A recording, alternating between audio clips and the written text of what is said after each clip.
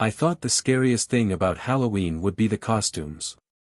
Turns out, it was discovering the truth about my wife and her betrayal, a truth that shattered everything I thought I knew about our marriage. When Alicia and I arrived at the Halloween party, the place was already buzzing with energy. It was impossible not to notice how her sleek, jet-black Catwoman outfit highlighted her fit and toned physique. Even as a mom of two, Alicia had this effortless beauty that often made me forget just how stunning she was.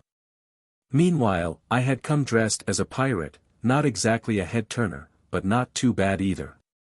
Alicia planted a quick kiss on my cheek before disappearing into the crowd to mingle, leaving me to navigate my way toward the drinks area.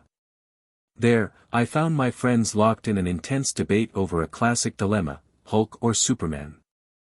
I couldn't help but chuckle at the sight of such a heated argument among such a sharp group of people.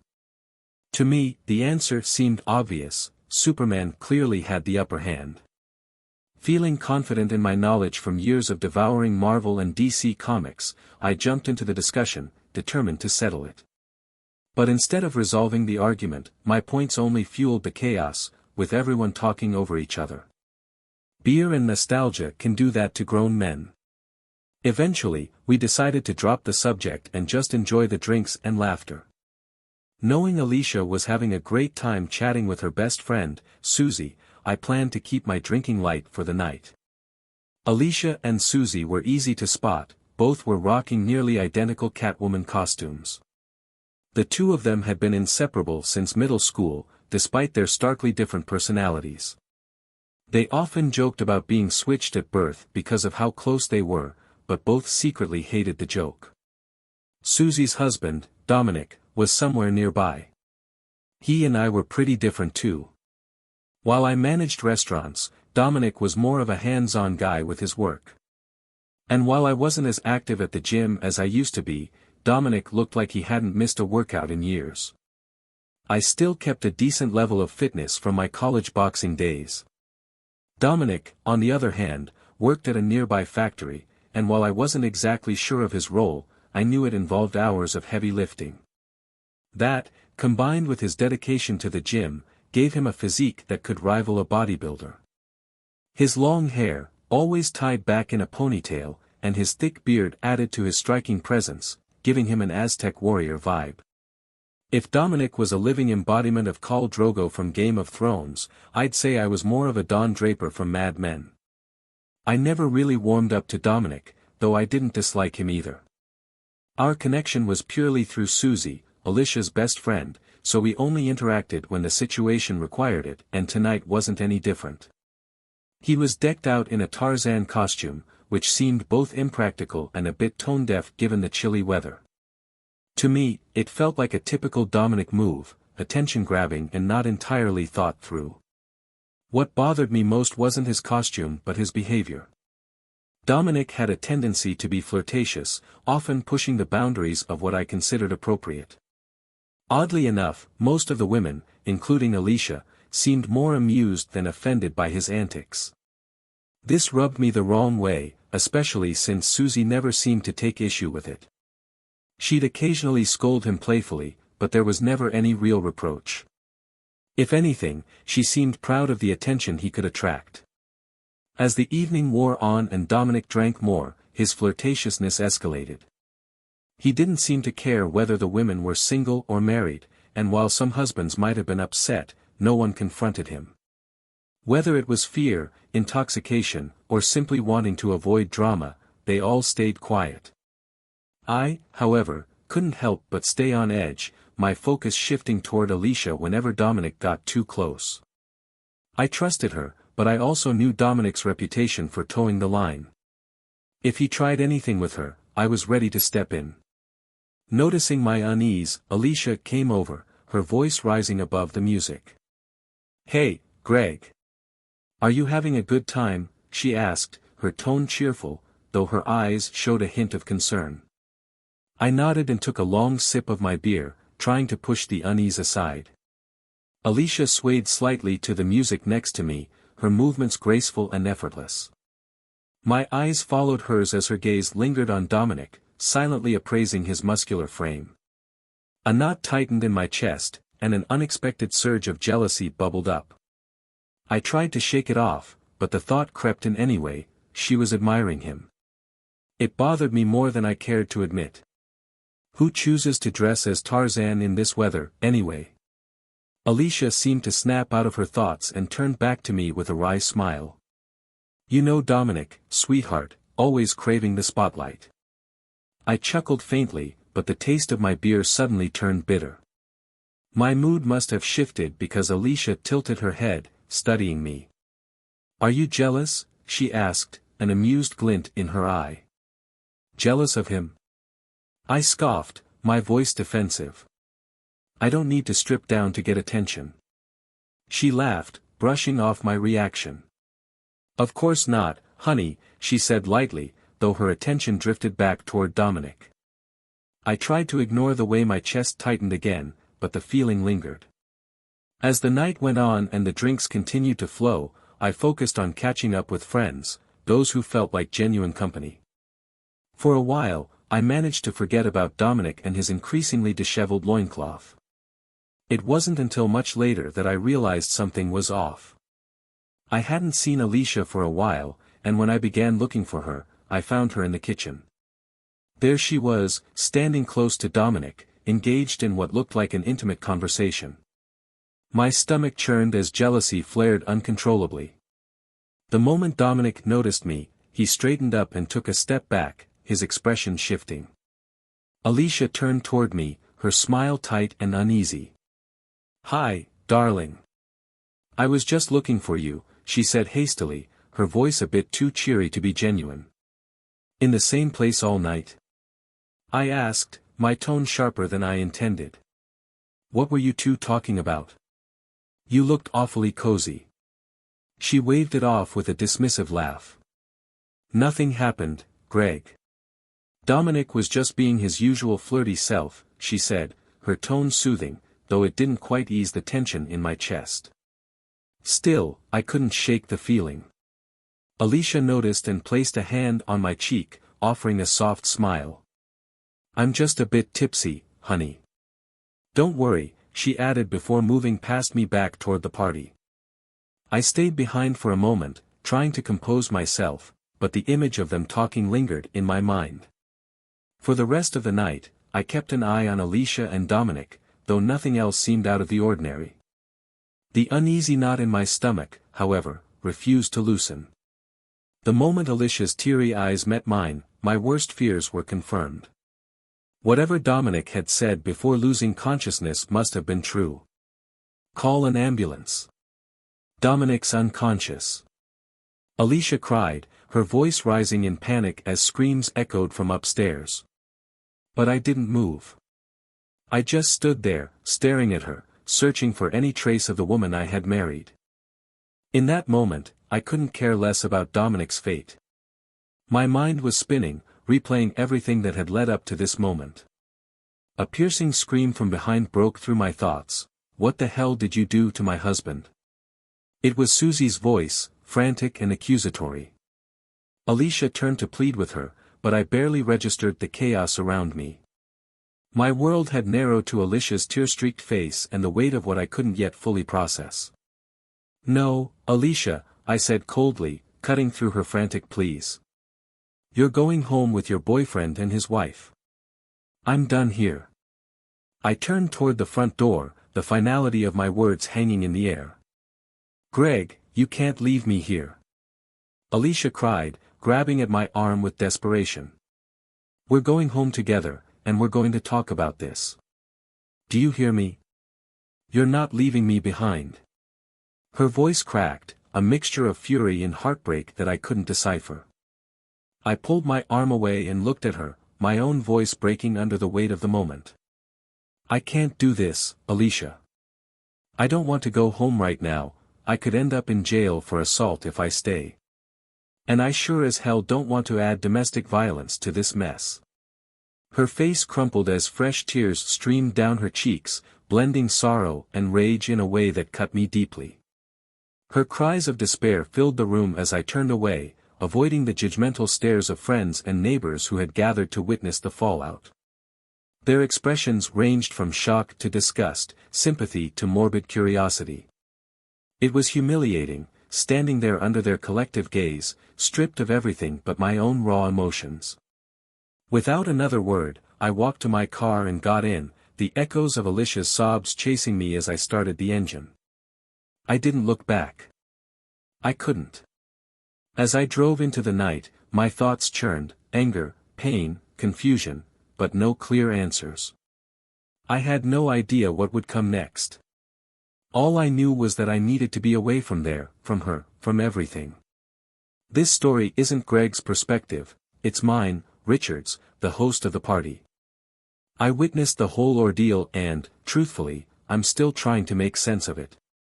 There's no doubt Alicia is a stunning woman, the kind of person who turns heads effortlessly. But it's moments like these that reinforce the old saying, for every beautiful woman, there's a man who's tired of being with her. What happens next is anyone's guess. Right now, the four of them, Greg, Alicia, Dominic, and Susie, aren't talking about what went down. But it's only a matter of time before the truth comes out. I hadn't been present for everything that went down that night, so I had to take a few creative liberties, especially when it came to Greg's inner turmoil. The raw anger he must have felt was palpable, even in the bits I had witnessed. The events replayed in my mind as I sat at my desk, phone in hand, waiting to be connected to him. "Patch him through, Betty," I said, my tone brisk. Sir," she hesitated, "he seems a bit upset." Well, yes, his wife did publicly humiliate him. If he weren't upset, I'd be worried. "Thank you, Betty. I'll handle it." I waited for the telltale click that meant I was connected. "Hey, Greg, it's Richard. I've been trying to reach you since," I trailed off, the words catching in my throat. How do you even begin to address something like this? Ever since I found out about my wife sleeping with that, __, Greg finished for me, his voice low and bitter. "Yeah," I replied cautiously, "I figured you might need some time to process everything." His bitter chuckle came through the line, followed by a silence that felt heavier than words. Greg's tone had always been sharp, but now it carried an edge that could cut through steel. He didn't mince words, especially when it came to what happened at the party. "You know, Richard," he began, his voice dripping with sarcasm, "I really liked your creative touch at the end of the story. The part where I tucked my tail between my legs and ran off like a coward. Nice. Really captured the humiliation." I grimaced, unable to defend myself. "Greg, Save it," he snapped, cutting me off. "I don't need an apology, Richard. I need space." The line went dead before I could say another word. Later that day, guilt gnawed at me, so I decided to check on Greg in person. I figured he'd want to be left alone, but something about his voice on the phone, raw and hollow, told me he shouldn't be. When I walked into the small bar where he was known to spend time, my heart sank. There he was, sitting alone at the counter, the sole patron in an otherwise empty place. Karen, the bartender, noticed me immediately and waved with a faint smile. "Does this handsome guy belong to you?" she teased, nodding toward Greg, though her smile didn't reach her eyes. Concern flickered in her gaze as she slid me a glass of water. Greg didn't look up when I approached. His shoulders were hunched, and the drink in his hand was nearly untouched. "Mind if I join you?" I asked cautiously, pulling up a stool next to him. He shrugged. "It's a free country." I sat down, unsure of where to start. Karen had wandered to the other end of the bar, giving us space but keeping a watchful eye. "Greg, look," I began, but he stopped me with a raised hand. "Richard, let me ask you something," he said, his voice quiet but steady. "Do you ever look at your life and wonder where the hell it all went wrong?" I didn't answer right away, knowing he wasn't really looking for one. Instead, I let him speak, his words pouring out like a dam that had finally burst. I nodded, offering a small smile of understanding. "Your mom, you've met her, right?" Greg said, his voice laced with bitter humor. I chuckled. Yeah, I remember. She frisked me at the door once, making sure I wasn't sneaking anything forbidden into the house. We laughed about it later, but man, that was intense. Greg managed a faint grin, but it quickly faded as he took another sip of his drink. His gaze lifted to meet mine, sharp and unyielding. For God's sake, Richard, it was bad enough living through all of that, but then reading about it. Knowing all my friends knew it was me. You've got some nerve. I winced, the weight of his frustration sinking in. Greg, I didn't mean to embarrass you. I thought pinning it all down in words might help make sense of it. Besides, I added quickly, trying to soften the blow, nobody knows it's you. Greg raised an eyebrow, clearly unimpressed. Sure, Richard. Keep telling yourself that. After leaving the bar, I called another friend, John, on the way home. John was the kind of guy who never outgrew his 20s. Cheerful and full of energy, he greeted me with his usual nickname for me. Richie Rich. What's up? Hey, John, I replied, trying to keep my tone light despite my lingering unease. John was always great to talk to, even if he was a bit much at times. He had a knack for stirring up debates, like the infamous Hulk versus Superman argument, and was the life of any party. That said, most of the wives in our circle didn't want their husbands hanging out with him too much. John had a way of bringing out the fun side of everyone, often to their spouse's dismay. Just had a long day. I'll explain later, I said before hanging up. When I finally got home, I was greeted by the familiar warmth of my wife, Nikki, and the sound of our kids clamoring upstairs. Nikki smiled, placing a quick kiss on my cheek.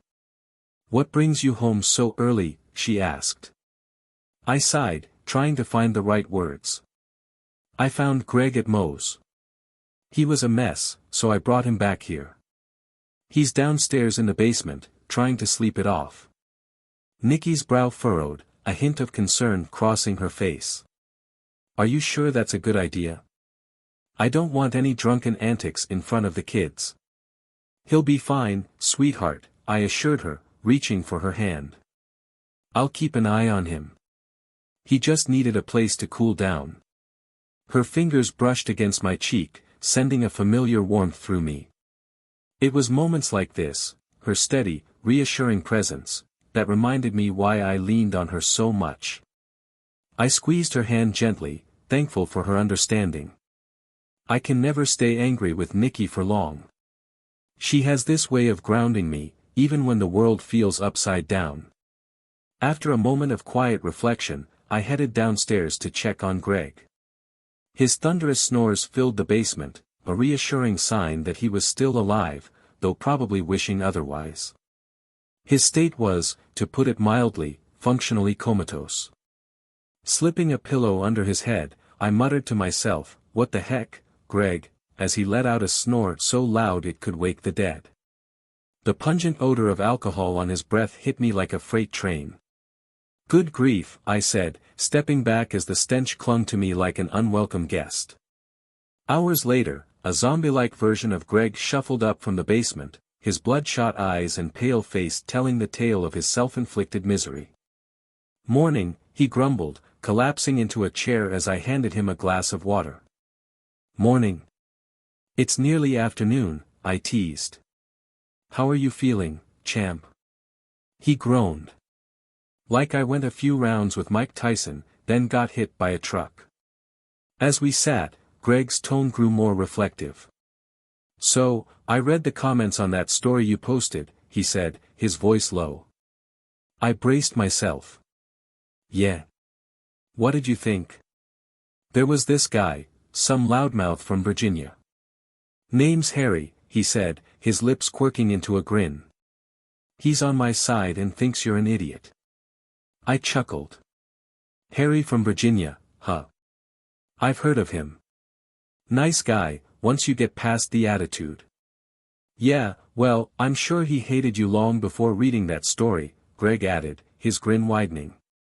Probably, I admitted with a laugh, giving him a friendly pat on the back. To my relief, he didn't pull away, a sign that despite everything, we were okay. But things were far from settled with Alicia. At the party, when she caught sight of Greg and Dominic in the aftermath of their confrontation, her fury boiled over. "You idiot," she screamed at Dominic, her voice ringing out above the commotion. "What did you tell Greg? You've ruined my life." Alicia lunged, her anger as sharp as claws, forcing Dominic, still battered from earlier, to dodge her blows. Susie stepped in, shouting, "Alicia, stop it. Cut it out," as she defended her husband. But even Susie's intervention couldn't contain Alicia's rage. The image of Tarzan being saved by Catwoman's claws wasn't lost on anyone, and Dominic, ever the provocateur, couldn't resist a smug smirk. "Tarzan doesn't need saving, but thanks anyway," he quipped, his tone stoking the fire further. Greg stood nearby, silently watching the chaos unfold. The weight of everything, the betrayal, the humiliation, the judgmental stares of their friends, pressed heavily on him. For a moment, he met my gaze, and in that unspoken exchange, I could see the storm of emotions he couldn't yet put into words. As I pulled him aside later, I placed a hand on his shoulder. "Greg," I said quietly, "you don't have to face this alone. You've got people who care about you, me included." For the first time since the party began, Greg nodded, a flicker of relief breaking through the storm in his eyes. "I needed space, so you headed to your mom's place." "That must have been tough," I said to Greg, trying to piece together the events that led him here. "Yeah, well," Greg muttered, his tone heavy, "life throws you curveballs sometimes. And when it does, you deal with it however you can, even if it means doing something completely out of the ordinary." Greg's perspective. October 31st, the Halloween party. The memory hit me like a gut punch as I gripped the wheel tighter, speeding recklessly through side streets and out of town. Stop signs, speed limits, and traffic lights blurred into the periphery, insignificant compared to the storm raging in my mind. Honestly, I had no idea where I was going. I just drove, letting my thoughts spiral on autopilot, trying to protect myself from the overload. Flashes of tonight's events replayed mercilessly, Alicia's betrayal, Dominic's smug grin, and, worse yet, the endless, unbearable scenarios my imagination crafted of what could have happened between my wife and the idiot in the jungle. The images overwhelmed me, my mind working overtime to make sense of a situation that defied reason. I don't know how long I drove aimlessly, lost in thought, until reality finally hit me. When I looked up, I was parked in front of my parents' garage. I had no memory of driving there, it was as if my subconscious had guided me back to the one place I associated with solace. Cutting the engine, I sat in silence for a moment, staring at the familiar outline of the house. Finally, I grabbed my things and got out. Every child has a key to their parents' house, and I was no exception. I slipped inside quietly, hoping to avoid waking anyone. The house was dark, save for the faint glow of the kitchen nightlight. I stepped in, my footsteps careful against the creaky wooden floor. "Why on earth are you skulking around in the dark?" Trying to give me a heart attack, a sharp voice demanded, cutting through the stillness. I squinted, shielding my eyes as the overhead light flicked on, revealing my mom standing there in her floral pajamas and curlers. Her hands were on her hips, her expression a mix of irritation and concern. "Glad to see you too, Mom," I said, offering a weak smile as my eyes adjusted to the light. "Why are you here at this hour? And what's with the idiotic outfit?" she asked bluntly, her tone as no-nonsense as ever. I glanced down and realized I was still in most of my pirate costume, minus the hat, parrot, and eye patch. Now I just looked, well, ridiculous. "It's a long story, Ma," I said, rubbing the back of my neck. "You're telling me this isn't some new midlife crisis hobby," she deadpanned, softening her words with a faint smirk. Her humor cut through the tension I carried, but the weight of the night lingered. I sighed. "Listen, I'll explain tomorrow," I mumbled, brushing past her to the spare room. After a restless night filled with flashes of pain, anger, and confusion, I sat in the kitchen nursing a cup of coffee the next morning. Mom didn't press me for details as I expected, which gave me time to gather my thoughts. Still, questions swirled in my head, refusing to settle. What happened after I left? Did the police get involved? What became of Dominic? The answers felt distant and inconsequential compared to the betrayal that had shattered my world. I left the house before my mom woke up, leaving a short note on the kitchen counter explaining my departure. I told her that if Alicia called, she was to inform her I'd reach out when I was ready. That was it, no promises, no explanations. Just a directive to buy myself some time. I parked near my favorite bar, looking for solace in a quiet corner and a strong drink to numb the ache in my chest. Over the next couple of weeks, I hid out at my mom's house, only venturing out when absolutely necessary. It was an escape that spared me the endless retellings and the flood of pitying looks or unsolicited advice. No poor Greg stories to relive or emotional coddling to endure. I took every sick and personal day I had saved up, unable to face the outside world. Even though no coworkers had been at the party, it didn't matter in a small town. Gossip spread like wildfire, and the humiliation wasn't limited to what Alicia had done, it was the public spectacle of it all. I'd become the butt of the town's cruel jokes. Poor Greg, they whispered. Too busy with obscene films to satisfy his wife. The whispers turned into constant buzzing from my phone, calls, texts, and even messages from people I hadn't spoken to in years. Some offered support, while others just wanted the sordid details. I couldn't take it. I turned off my phone and shoved it into a drawer. Let them talk. Let them speculate. To hell with them all. Eventually, I dialed a familiar number. 7 digits I could dial in my sleep. Good morning, Mr. Khan's office, this is Betty. How can I help you today? Betty, it's Greg. Can I talk to Richard? Moments later, I found myself sitting at Richard's dining table, nursing another cup of coffee while staring blankly at my half-eaten breakfast. Richard leaned back in his chair, his expression equal parts curiosity and concern. So, what's the plan with Alicia? He asked carefully. Divorce? Separation? A good, old-fashioned yelling match? I chuckled bitterly, pushing my eggs around on the plate. Do I have to choose? I quipped, though there was no humor behind the words. My shoulders slumped as I stared into the distance, the events of Halloween playing on a loop in my mind. Every word, every glance, every betrayal echoed like a broken record. Richard hesitated before speaking. Greg, I've got to ask, and you can tell me to buzz off if it's too personal, but about that night. I cut him off with a sigh. It's fine, Richard. You're not asking anything I haven't already asked myself 100 times.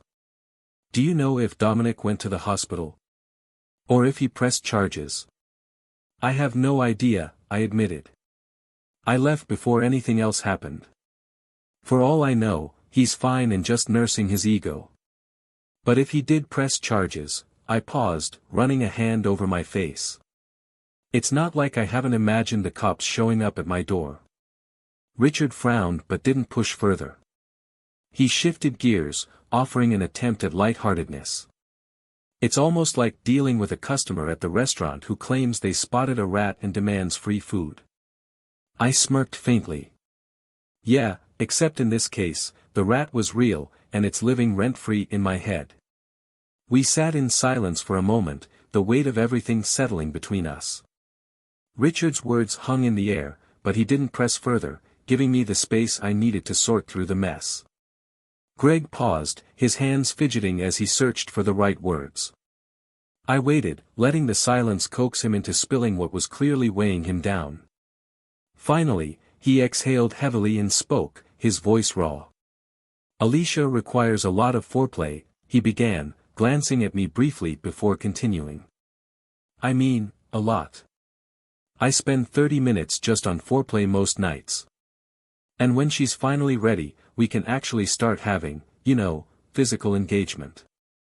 He hesitated, his cheeks reddening slightly, but he pressed on. She likes to change positions frequently, and on top of that, she wants me to talk dirty to her the whole time. He looked down at his plate, poking at his food, the vulnerability in his tone palpable. I love my wife, Richard. I really do. But sometimes, his voice cracked slightly, and he took a moment to compose himself. Sometimes I just want to come home and not have to try so hard. After a long day of dealing with all these work issues, managing people, solving problems, sometimes I just want things to be simple. I don't always want to be a boss, or a husband, or even a dad. His voice softened, but the weariness behind his words was unmistakable. And I think somewhere along the way, I lost sight of that. Of us. I nodded slowly, his admission hitting harder than I expected. How long has it been, Greg? Since you two were, carnal. I mean, before the party. He shook his head, staring into his coffee cup like it might hold the answer. I don't know, Rich. I really don't. I didn't even realize how much time had passed until now. I saw the flicker of understanding in his eyes, followed almost immediately by a flash of anger. His voice hardened. But that doesn't give her the right to do what she did. No matter how bad things were, it doesn't excuse, he trailed off, the weight of it all pressing down on him. Before I could respond, Nikki's voice called from the other room, her tone urgent. I excused myself and found her near the kitchen.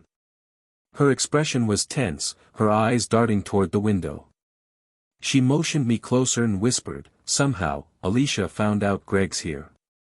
She's on her way. I swore under my breath. Probably John, he must have called her to vent or said something stupid. Unknowingly gave her Greg's location. Nikki held up her hands, shaking her head. Rich, you need to handle this. I'm not getting involved in their mess. Greg needs to face this on his own. When the doorbell rang moments later, I didn't even need to look to know who it was. Alicia's voice carried through the house, calling out, Greg? I didn't turn to greet her. Instead, I walked outside to the back porch, staring at the sky, trying to find some shred of calm before the storm. Alicia interpreted my lack of reaction as an invitation, and she wasn't entirely wrong. She followed me out and quietly settled down on the porch steps beside me, drawing her knees to her chest like she was bracing herself. I've been searching everywhere for you, honey, she began, her voice trembling. I clenched my jaw, keeping my gaze fixed on the horizon. I've been in the same place all night, I muttered, my tone flat. She hesitated, her voice growing softer. Greg, I know I messed up. But you didn't have to. I cut her off, turning to face her for the first time. But I didn't have to what, Alicia? Leave? Be angry? What did you expect me to do after what you did? She flinched but held my gaze. You didn't have to tell everyone, Greg. You aired out our business, and now everyone knows. Her words hit me like a slap. As much as I hated to admit it, she had a point. At the time, I hadn't thought of it that way, how my reaction had made our private problems public.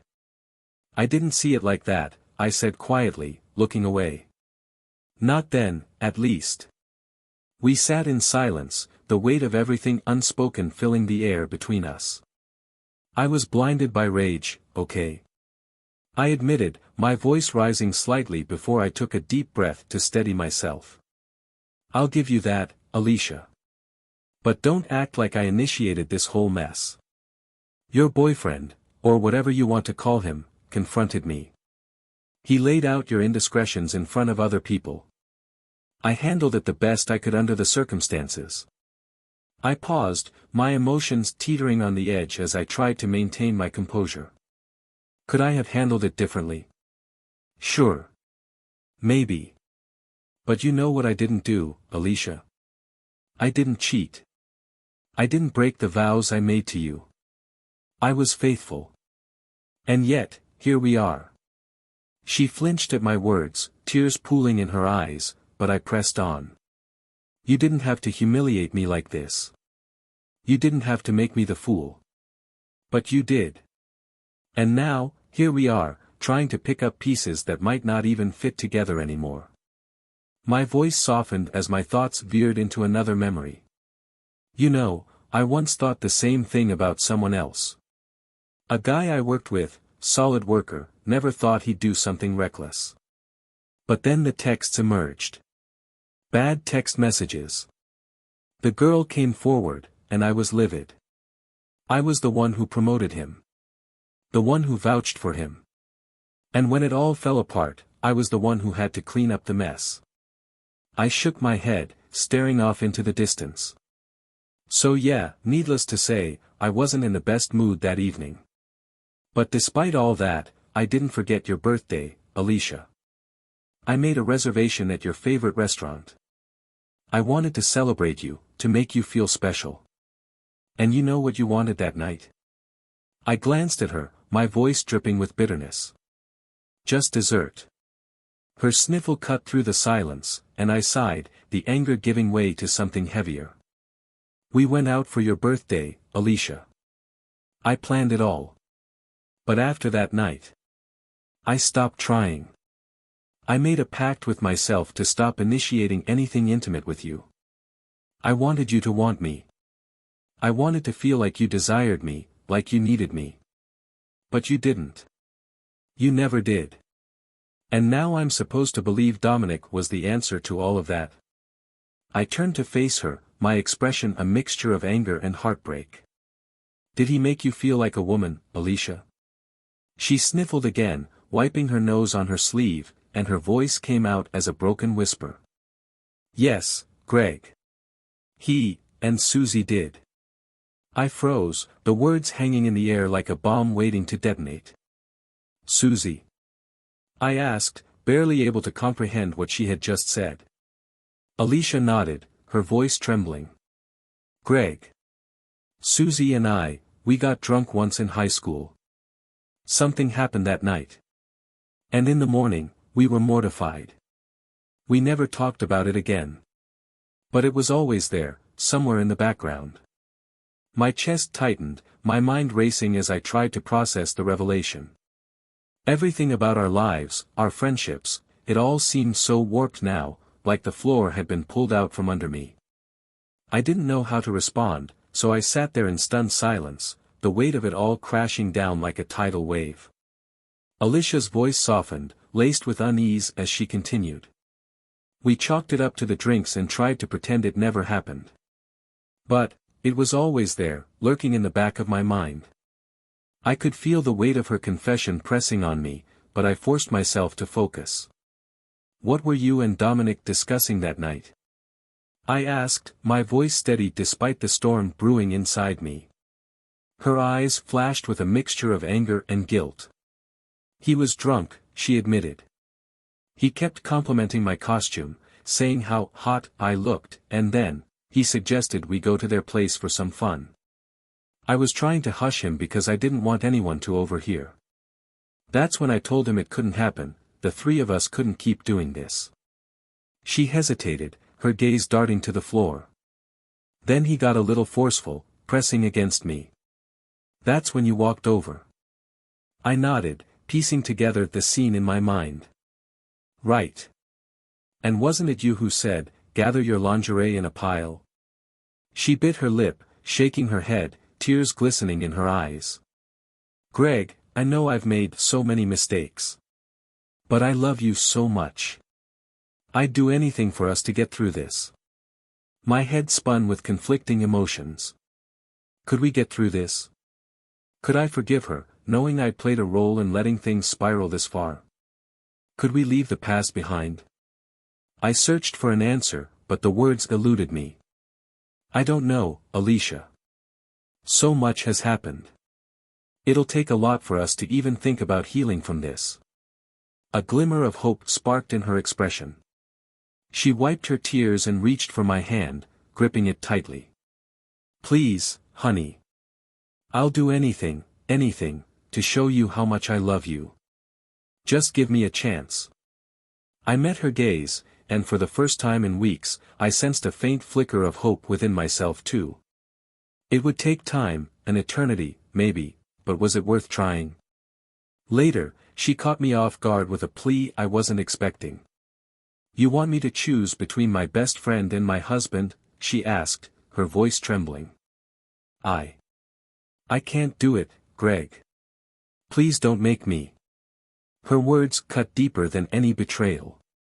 It wasn't anger this time, it was raw, unfiltered pain. Strangely, it hurt worse than catching her in the act. My heart constricted under the weight of her confession, crushed by the realization that she couldn't choose me over Susie. It was devastating, the kind of heartbreak that defied logic and consumed everything. I had given so much of myself to her, only to discover that her loyalty was divided in ways I could never compete with. Time passed, as it does, and life moved forward in its messy, imperfect way.